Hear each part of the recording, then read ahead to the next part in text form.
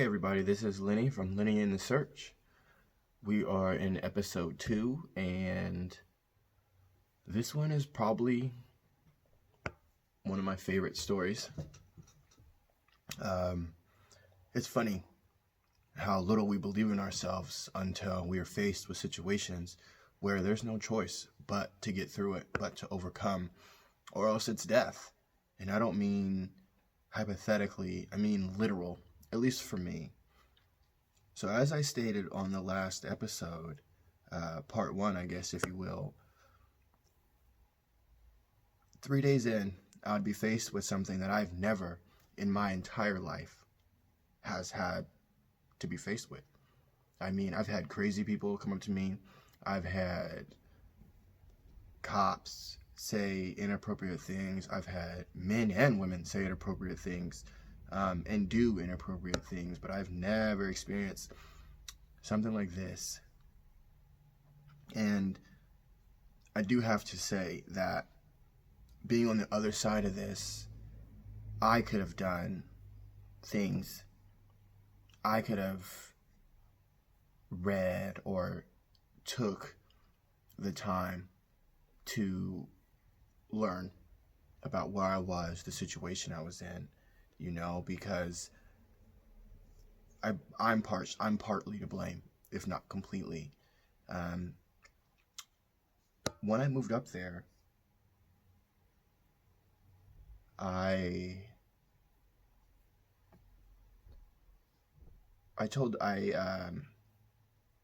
saw the cabin and how it was all redone, like I told you, and it was beautiful. But the one problem the cabin had was the door was about that thin, and it didn't lock. In fact, it would just kind of go open and close sometimes with the wind. And I don't know. Well, I do know. I guess you could say, like, I pick up on energy. I pick up on things. And sometimes I wish I didn't, to be honest. Sometimes life is easier if you could just ignore stuff.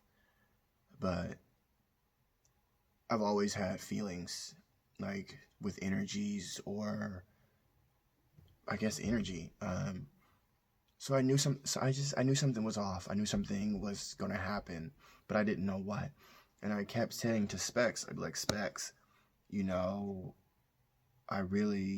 need that door fixed. Can you fix it? And he'd say, yeah.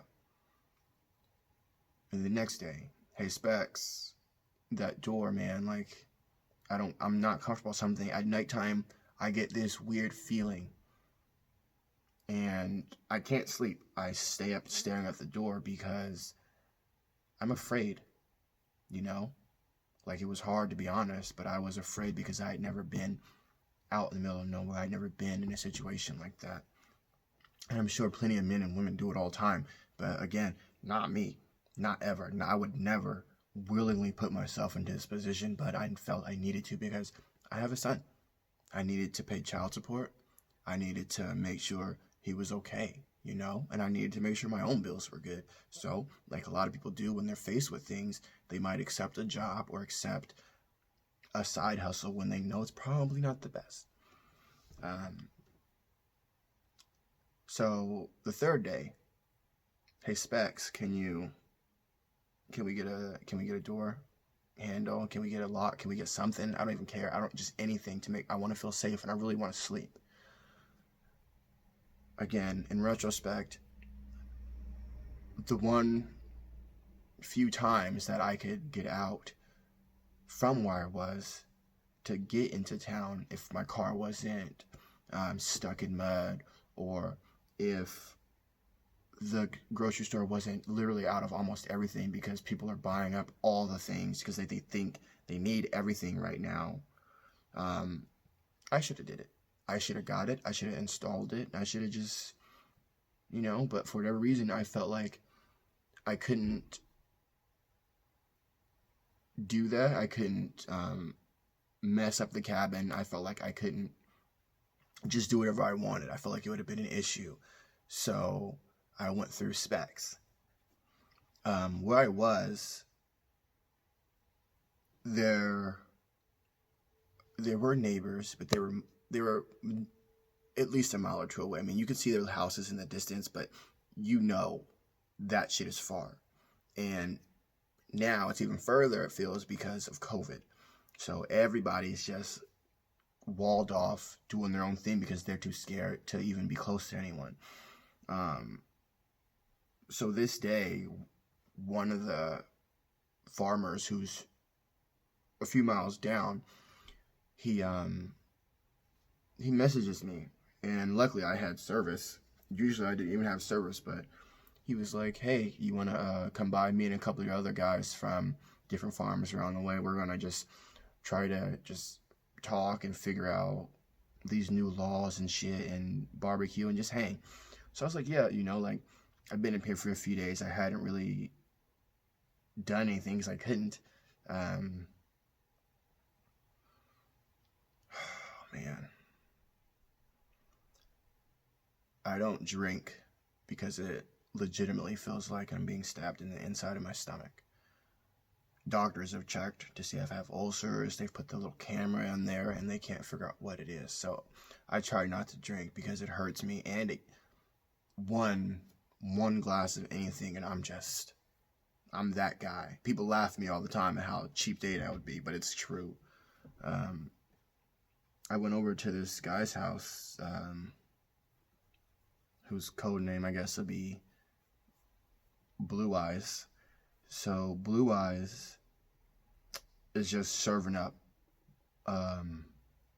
spiked Arnold Palmers, or as we call them, Arnie Palmies, which are, if you haven't had them, oh my god, they're the best.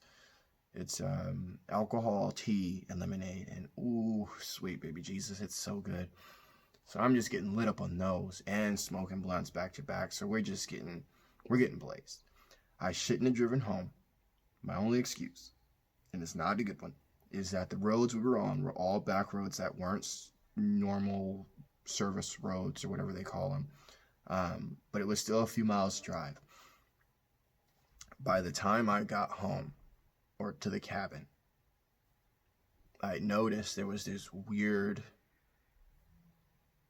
glob of brown and looks like digested berries and fruit, and I called one of the guys. And then as I was calling him to ask what it was on the ground, when I realized it was crap, I look over, and on the other side of my car where I parked, I see there's just eyes.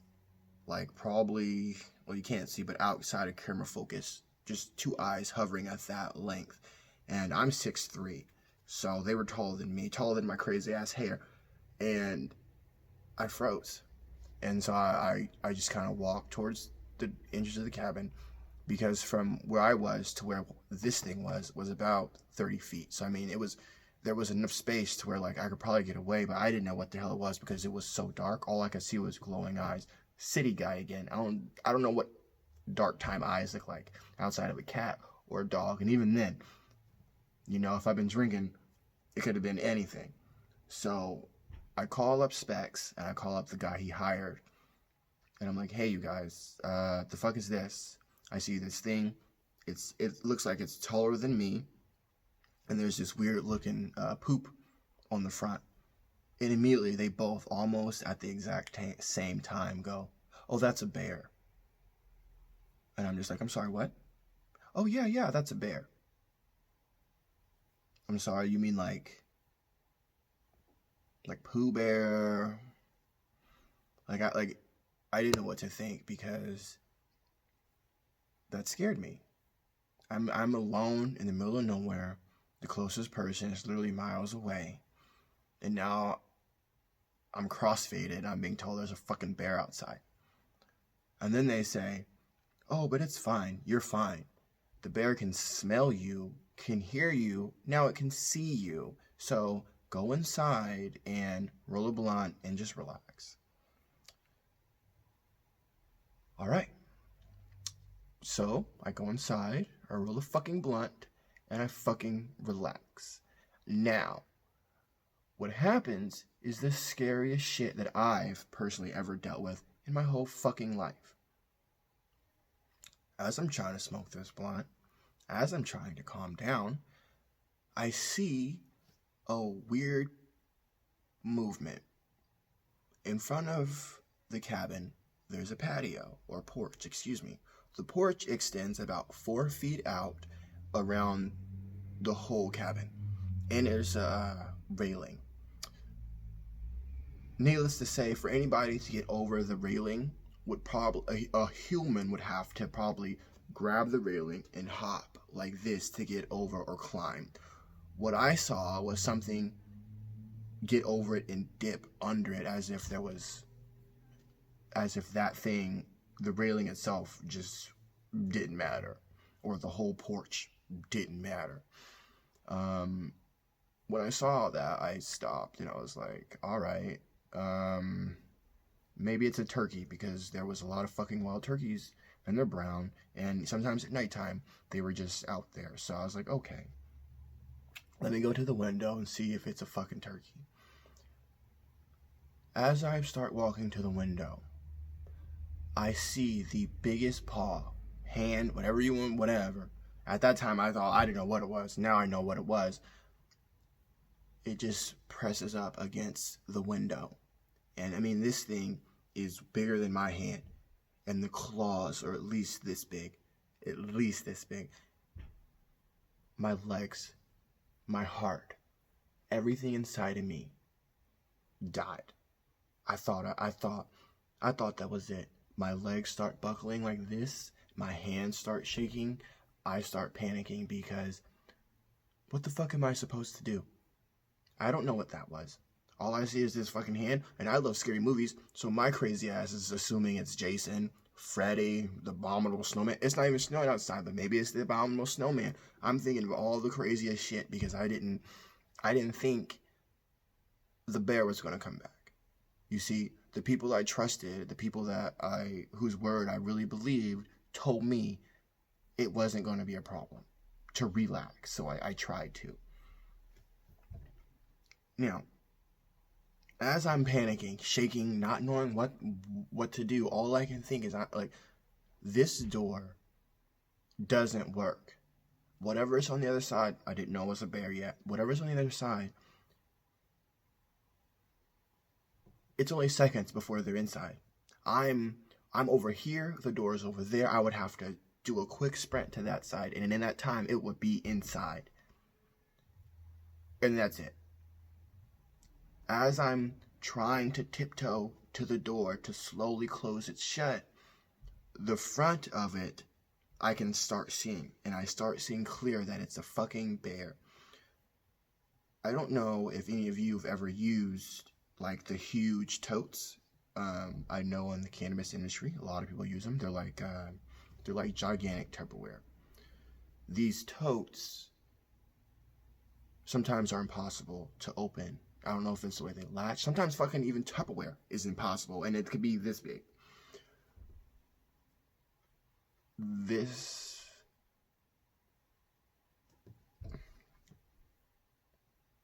I've never witnessed something break something as solid as this tote just in half with its jaws. This bear, as I'm looking through a window about the sizes, about this, I'm seeing this bear go at this food, and then it stops, and it puts a claw on one end, and it takes the other end, and it rips it, with such force that the bear goes from being on all fours to standing up on two. So he went like that, and the tote breaks in half, and everything just goes everywhere. And it was at that moment where I almost pissed in my pants, because you can hear the tote break, which sounded like bones, sounded like flesh and bones were being torn. You can hear the bear roaring and being a bear, and those two things are terrifying at 2 a.m. when you're drunk and high. And what's fucked up about that is when I saw the bear, it was so hard for me not to admire it, because again, I'm drunk, I'm high, and I'm just like, oh my God, is that a bear? that's the most beautiful thing I've ever seen. And then I would snap back to, oh my fucking God, I'm gonna die. This thing is gonna kill me. I don't know. I'm never gonna see my son. It's just my life. Like, how did I get here? Oh my God, look at those teeth. Oh my God, I wish I had a bear. How do I get to keep a bear? Oh man. And so for like 10 minutes, I was doing that and then switching back between being terrified and just being purely just witnessing how beautiful this creature was. And that's the fucked up part. It's because I'm trespassing and technically in this bear's house, in this bear's home. You know, this bear is just being a bear and I'm out there in its area, in its habitat. And I'm feeling threatened. And if I was, you know, like a hunter or something, I probably could have killed it. And I don't know how I really feel about that because the bear is just being the bear. And so like now being on the other side of this, I see it like that. Then all I wanted was the thing to die. I was like, I'm afraid. I'm scared. My heart was beating. I was sweating. I mean, I don't know if you've ever really felt terror, like maybe a close call accident or falling and almost hurting yourself. I don't know, but this kind of fear and terror was something unlike anything I've ever experienced. And once I really kind of stopped admiring the bear and really seeing the moment for what it was, like I was really scared. You know, I hid. As silly as it sounds, like I tried to hold the door, but I was shaking so much I would have to stop. And one thing that really gave me strength, and I'm not like, and it wasn't the Bible, it wasn't God, it wasn't something like that. It was The Rock. Yes, Dwayne "The Rock" Johnson, whom is the only man any hetero man should think about before their moment of death. I'm just kidding. But I thought about him. I don't know why I thought about The Rock, but I did. A long time ago, if you remember, he used to have this Under Armour commercial where he would be like, "Who will protect this house?" And then, I don't know if they're football players, knights, whatever they were, they would respond, "We would protect this house." And he'd say, "Who will protect this house?" And then the people would say that. So, in the midst of being completely terrified, seeing this bear come closer and closer to the door, realizing that it gave no fuck that I was there, even though I was told it did. The bear was hungry. It ate everything I had outside. And again, I didn't know I shouldn't have stored food out there. So that's on me. But The Rock gave me strength, you know? And in a moment where I've never been tested like that, where I've never really seen for myself if I had the kind of courage it took, if I was capable, or would I be capable to be willing to hold my ground even in the presence of a fucking monster. I don't know if you've ever seen a black bear up close with this much space between you. I don't know if it wasn't even a door. It was like a, what is it called? Not cardboard. Like plaster or something. Like, I don't know what it was, but it was so like anything could have broke this. And all I could think was, who will protect this house? And I would respond to myself, I will protect this house. And a voice inside me would say one more time, who will protect this house? And I would say, I will. And the voice would say, if this bear comes in, what are we going to do? And I would respond inside, I'll protect this house. Granted, I'm a human being. This is a fucking bear.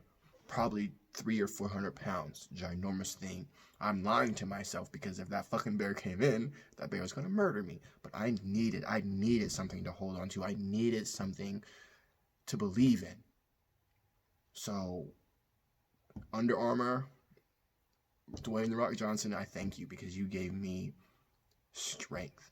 and I was holding this door with a knife, granted, that was this big. I couldn't find anything but a cooking knife this big. Like, this thing was so small, goddammit. I would have had to taken this bear to dinner, tried to woo it, whisper sweet nothings in its ear, and then somehow try to get it into bed. That would have been the only way I could have got close enough to use this fucking knife. But I held it, and I held the door, and I said to myself, who will protect this house? I'll protect this house. Who will protect this house? I'll protect this house. And this bear would stop, and it would look, and then it would go back to eating. And for an hour and a half, I am not lying to you, for a fucking hour and a half, this bear circled my cabin, eating everything outside, stopping, looking out, as if it was saying to anything else out in the darkness, I dare you to come up to this porch. Like, I was terrified. I never had something circle around, like, it was circling around me like sharks do prey in the water. Or I guess how they show you on TV they do. Like, I really believe that was the end of my life. Like, you don't, when everything in you tells you you're dead, when you don't see a tomorrow because the reality of the situation is this is probably going to be the last time you see anything. To silence that, to calm that, and to focus and say, I don't know how. I do not know how, but I am not dying here. I will see my fucking son again. I'm going to see my child again. I'm going to see my friends again. This bear is not getting inside this fucking house. And so I sat there and I held it, hoping to the sweet, sweet universe that bear did not come in. And it didn't. In fact, I don't even remember when. I don't even remember how. But something in my mind was like, hey, there's your car keys. You have an alarm. When the bear gets towards the front where it can run away and not be blocked by the railing, press it. Press that fucking panic button like your life depends on it, because it does. Because this is happening. I've never faced this. I've never faced any. I've never felt that kind of fear since that moment. I mean, I've been pulled over by cops who's had guns in my face, who's threatened violence, and I've never felt fear like that. And when that bear's paws touched the stairs on the patio, or the porch, excuse me, I ran and got my keys, and I pressed that panic button, and the bear took off. It took off into the night, and I sat there in complete disbelief, sweating, just oozing sweat, almost in tears. In fact, I'm pretty positive I was crying. I probably feel like I'm crying now, because the reality of the situation was that I didn't understand, and I might be wrong. After the fact, I read and someone told me that black bears is not as powerful or ferocious as grizzlies, but the difference is a grizzly bear will run at you with a front or a bluff. A black bear will only run at you or come at you if it's planning on killing you. Now, if I would have knew that, that would have changed my circumstances immensely. You see what I mean? Because if that bear would have came at me being in that little cabin, it probably would have got trapped inside the cabin, because the door would have swung the opposite way when it came in, and then I probably would have been over, because the only way in would have been through where the bear came in. You know? So I sat there in disbelief for hours, just thinking about my life, thinking about all the things that I told myself I was going to do, all the things that I said I wanted, all the things that meant something to me. I thought, that's it. I've never felt like I've been so close to my death. And now that I know what that tastes like, I'm going to live. I'm going to do the things that I want to do, because you don't know when them shits is going to end. You have no idea. And when I felt that, when I tasted that, when I realized what I had done, that I had held a door where a fucking monster was on the other side, literally on the other side. And I held that door. And I whispered to myself like a crazy person thinking about the rock. I held a knife that wouldn't have done anything. But I didn't run. I didn't panic. I didn't cry. I didn't fall. I stood there and I held my ground regardless of knowing I would have lost. You see, knowing I would have lost, I stood up for myself and I held my own. And yes, I understand 100%. There are so many things I could have did. I could have made noise. I had fucking bear spray in the house. If you believe it or not, my dumbass had bear spray, a giant fucking can. Couldn't even think about it. It's funny how you can't think straight when you believe your life is in real danger. I could have made noise. I could have hit pots. I could have hit pans. I could have broke the screen window and threw stuff. I could have did a lot of things. I didn't. The only thing I did was truly believe in myself. Truly believe in myself. And it took my whole life in that moment to really believe in myself. To know that in the face of adversity, in the face of real terror, that I could be calm, that I could think straight, that I could be clear, and that I could be ready to die for my own. Courage is a crazy thing. Belief in yourself is a crazy thing. I hope that none of you have tests like that. But I believe all of us need tests almost like that. Because not only does it build character, but it shows you your worth, it shows you your mettle, and it shows you who you are. My whole life, I was made fun of, called weakling, called loser, called crybaby. But that day I really faced my fear, you guys. I really did. And I know that whatever test awaits any of you, you can too. This has been Linni in the Search. Take my hand, lead